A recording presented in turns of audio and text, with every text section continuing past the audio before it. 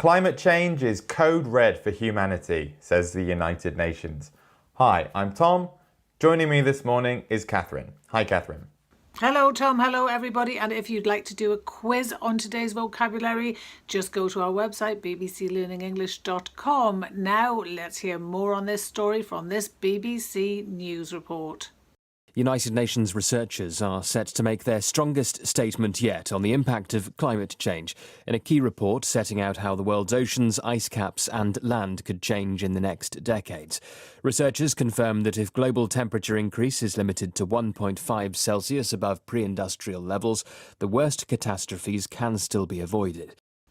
So, the UN is set to release a new report on the effects of climate change. It's going to contain details about the impact of climate change on the natural world. It's expected to be the strongest warning yet, and it warns about what might happen if global temperature rises are not kept to 1.5 degrees Celsius above pre-industrial levels. So, serious news there from the UN. Serious indeed. Thank you, Catherine. Now, you have 3 words and expressions picked out from the media to describe today's story, right? Yes, we are looking at stark, a wake-up call, and dire. Stark, a wake-up call, and dire. Catherine, let's have a look at your first headline, please. Sure. We are starting today in Scotland with The National. The headline, COP26, UN issues stark warning on state of climate crisis. Stark, clear and unpleasant. Catherine, what can you tell us about stark? Well, stark, Tom, is an adjective. The spelling is S-T-A-R-K. And as you said, it means clear and unpleasant. So the warning that the UN has given about climate change is a clear warning. It's an unpleasant warning. It's really kind of, the idea is shocking and something that's very difficult to ignore. So we're talking about stark in the context of climate change, which is obviously a hugely important global issue. When could we use this word in more everyday speech or an everyday context? Yeah, we get stark warnings all the time, and in our personal life, you imagine a child at school and this child is misbehaving, and the first couple of times the teacher kind of, just checks them quite gently, but maybe the third or fourth time of bad behaviour, they're going to get a stark warning from the teacher, maybe a kind of, a threat of punishment, or they might raise their voice a little bit, and then the child will be really, really clear about the possible consequences if they don't change their behaviour. Yeah, they could get a letter home or something like that. Yeah, so we could have a stark warning. Are there any other collocations that go with this adjective stark? Yes, we can do. It means in the sense of clarity, things being very clear. You can talk about a stark contrast. Two things are very, very different. There's a stark contrast. So we could say that black is a stark contrast to white, right? As a basic example. Now, I know that there's one other collocation which is quite common in British English, which is stark naked, right? Stark naked, yes. You use that, especially if somebody if you surprise somebody when they're getting changed, for example. You might say, oh, they were stark naked. They were clearly and unpleasantly naked, you could almost say. Okay. Thank you for that, Catherine. Thanks for the examples. Let's take a look at our summary slide, please.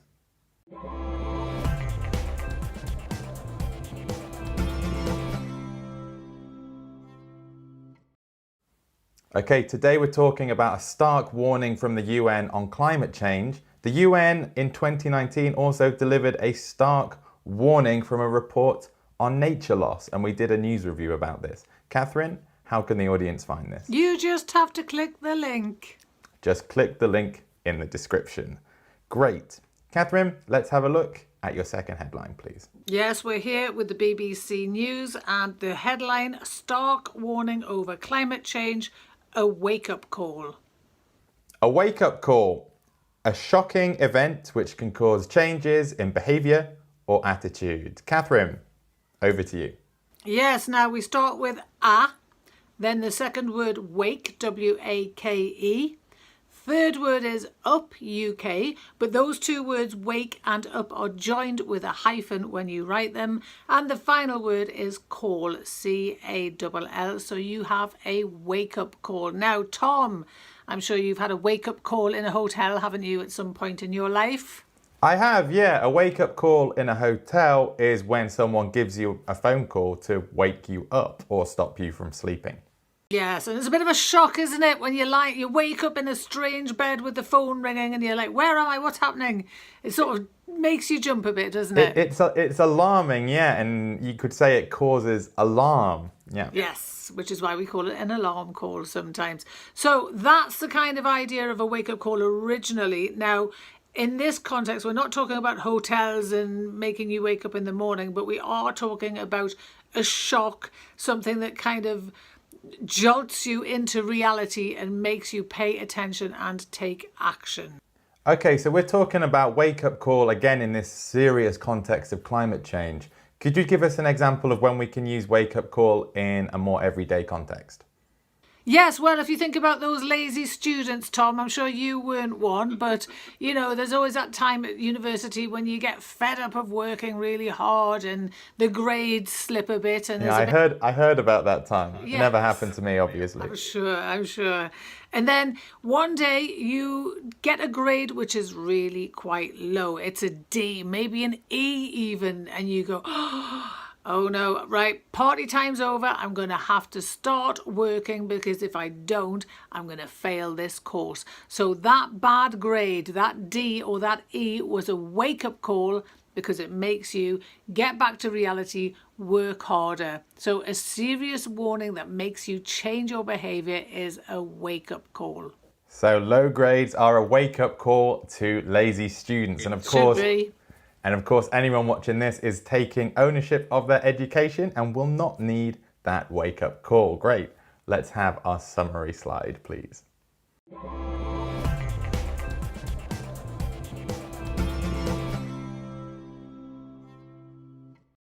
Okay, talking about waking up, we have another news review on people who can't sleep during lockdown. Catherine, where can they find this? Just click that link. Click that link in the description. Great. Catherine, let's have a look at our next headline for today, please. And we're in Ireland now. RTE, the headline, UN report set to issue dire climate change warnings. Dire. Very serious, bad. Catherine, what can you tell us about this word? It has 4 letters, Tom. D-I-R-E. It's pronounced dire. And yes, it means very, very serious or very, very bad. So in the headline, dire climate change warnings, we've also spoken about stark warnings today. What's the difference between these two adjectives, dire and stark? Yes, they're very closely related. They've talked about dire warnings and stark warnings. Stark means it's really, really clear. If something's stark, it's obvious. It's very difficult to ignore. If something's if something's dire, it's really, really bad. So both of those words, stark and dire, relate to something being serious, but stark is clear, dire is bad.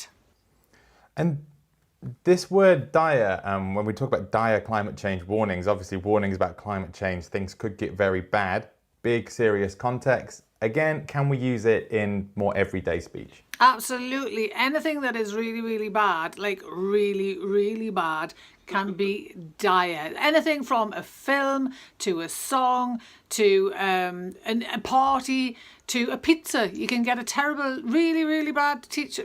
You can say that pizza was absolutely dire. It means the worst pizza you've ever eaten. Yeah, it's kind of very disappointing, isn't it? Terrible. If Just something's terrible. dire.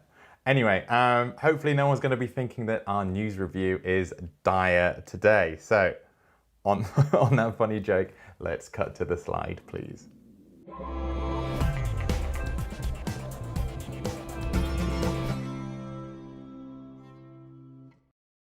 Okay, Catherine, can you recap today's vocabulary for the audience, please?